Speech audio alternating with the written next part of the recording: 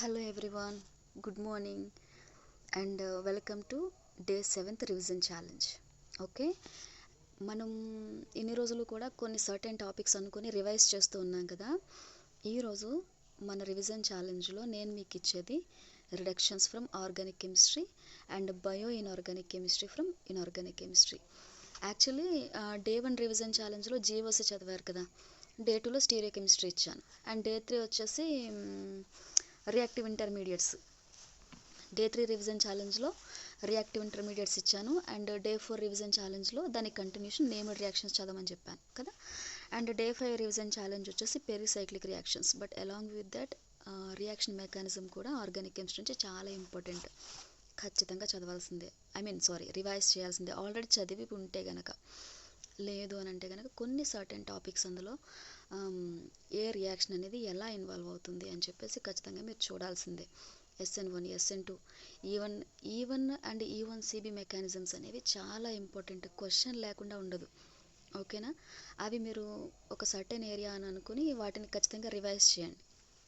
And తర్వాత వచ్చేసి day 6 revision ఛాలెంజ్లో ఆక్సిడేషన్స్ ఇచ్చాను. అంటే నిన్న ఆక్సిడేషన్స్ కూడా ఒక ఆర్డర్ ప్రకారం చదవాలి. అన్నీ కూడా మనం ఆర్డర్ మొత్తం లిస్ట్ అవుట్ చేసుకొని చదివితే కొంచెం ఈజీగా ఉంటుంది, త్వరగా గుర్తుంటుంది.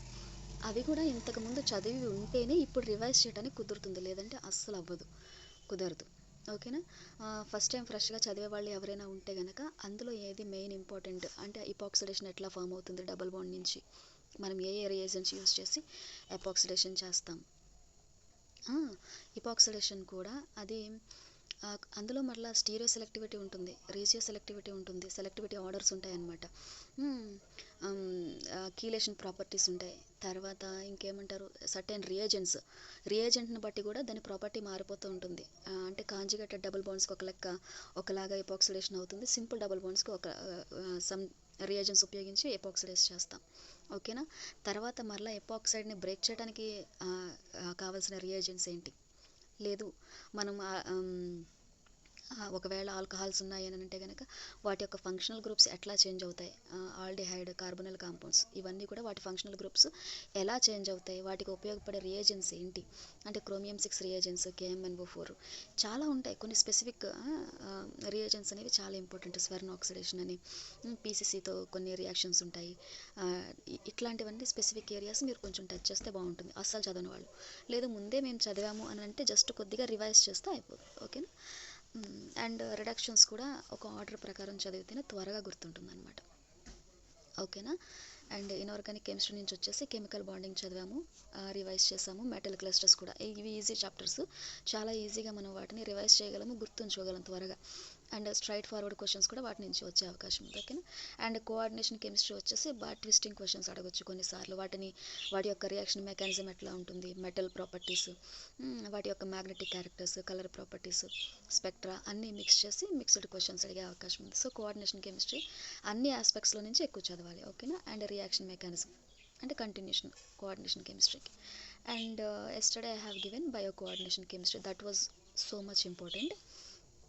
Better you should take some time to revise all the names, okay, and their catalytic properties, వాటి యొక్క రియాక్షన్ మెకానిజం, వాటి ఆక్సిడేషన్ స్టేట్ బట్టి వాటి యొక్క కోఆర్డినేషన్ నెంబర్ కూడా మారిపోతూ ఉంటుంది అనమాట. సో లో ఆక్సిడేషన్ స్టేట్లో వాటి కోఆర్డినేషన్ నెంబర్ ఎంత, హై ఆక్సిడేషన్ స్టేట్లో కోఆర్డినేషన్ నెంబర్ ఎంత, ఇట్లాంటి కొన్ని ప్రాపర్టీస్ గుర్తుపెట్టుకోవడానికి టైం పడుతుంది. So take today also for bio coordination chemistry. ఓకేనా, టోటల్గా ఈ చాప్టర్స్ అన్ని క్లియర్ చేసిన తర్వాత మేబీ ఈరోజు 7th డే అని అంటే రేపు ఎల్లుండిలో మొత్తానికి మనకి రివిజన్ సెషన్ కంప్లీట్ అయిపోతుంది. Once it has done, you have to write minimum 2 mock tests per day.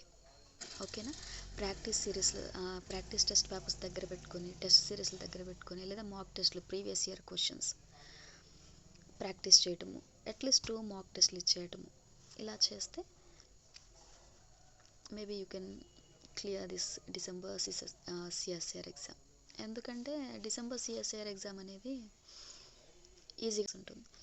December paper ఈజీగా ఉంది అని అంటే కనుక మ్యాక్సిమం కట్ ఆఫ్ ఉంటుంది. ఓకేనా, ఈ ఏరియాస్ నుంచి డెఫినెట్గా క్వశ్చన్స్ ఎక్స్పెక్ట్ చేయొచ్చు. అండ్ ఫిజికల్ కెమిస్ట్రీ నుంచి కూడా వీడియోస్ చేద్దామని అనుకుంటున్నా. డెఫినెట్గా నెట్ ఎగ్జామ్ అయిపోగానే నేను సిరీస్ స్టార్ట్ చేస్తాను. ఐఐటి వాళ్ళకి, జేఐటి వాళ్ళకి, మెయిన్స్ వాళ్ళకి, అండ్ సిఎస్ఐఆర్ నెట్ వాళ్ళకి, AP set and TG set వాళ్ళకి కూడా ఉపయోగపడేలాగా ఛానల్ నుంచి వీడియోస్ వస్తూనే ఉంటాయి. సో మీరు చేయాల్సిందల్లా సబ్స్క్రైబ్ చేయటం, ఓకేనా. అండ్ ఐఐటి వాళ్ళు ఎవరైనా ఉండి టైం వేస్ట్ కాకుండా ఎక్కువ కంటెంట్ కావాలి అని అంటే కనుక మన ఛానల్ని షేర్ చేసి సబ్స్క్రైబ్ చేయించండి. మీకు ఏమైనా స్పెసిఫిక్ కాన్సెప్ట్స్ కావాలి అని అంటే కనుక నాకు కామెంట్ సెక్షన్లో చెప్పండి.